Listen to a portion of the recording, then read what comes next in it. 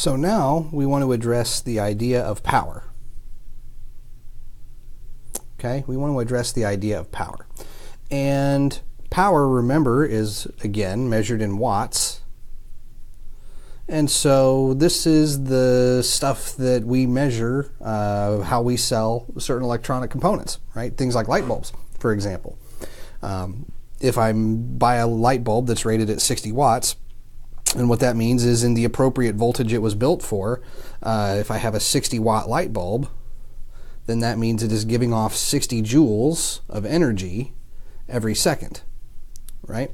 Remember, a watt is a joule per second. So how can we calculate how much power an electronic component is going to emit, right? How much power is it going to use? And this is particularly important if you want to keep track of your power bill and know what types of devices in your home are going to be consuming more power than others and help you budget. But in any case, right, remember that potential energy is equal to charge times voltage, right? Remember, voltage itself is potential energy per unit charge. So potential energy is charge times voltage. And that work in magnitude is also equal to the change in potential energy, right? And power is equal to the work done per time.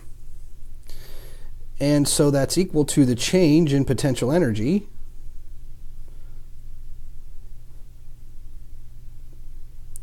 per unit time, and the change in potential energy is equal to the change in the quantity charge times voltage.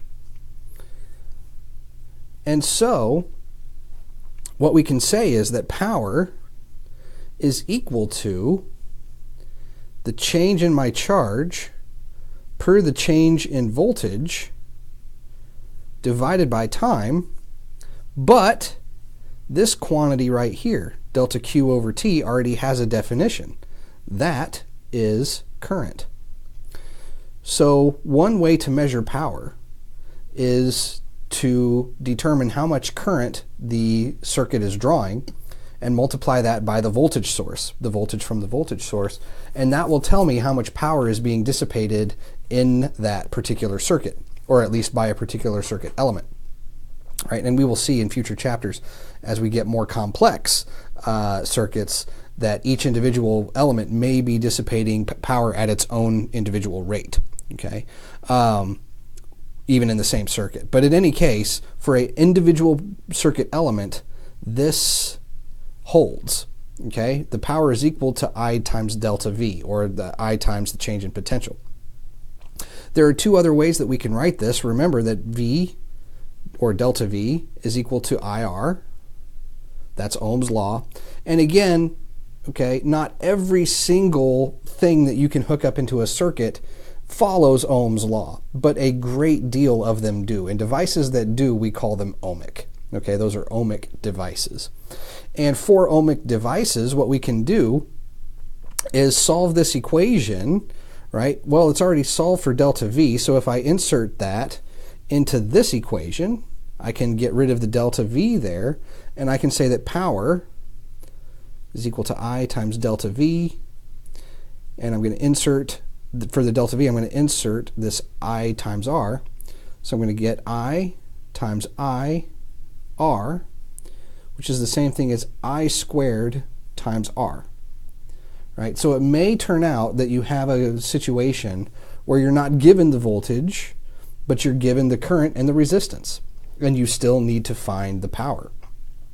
In that case, you just take the current and you square it, and you multiply that by the resistance, and that will give you the power output. Or, likewise, I could also say that I is equal to delta V over R, and if I insert that into the equation for power, I'm going to insert that for I, so I'm going to get delta V over R times delta V, and that's going to give me delta V quantity squared over R. So I really have three definitions of power, right? I have three definitions of power, and they're all equivalent, okay? For an ohmic device, these are all equivalent. Power is equal to current times voltage, or power is equal to current squared times resistance, or power is equal to voltage squared divided by resistance. So in any of those three cases, that is going to be how I can calculate the power.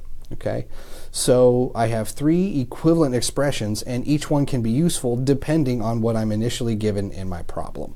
Okay, so that is how we can find the power in a particular circuit. Okay, so we will leave that there, and that really wraps up what we want to cover in this particular chapter. So in the next videos, we'll start in on chapter 18. All right, we will see you all next time.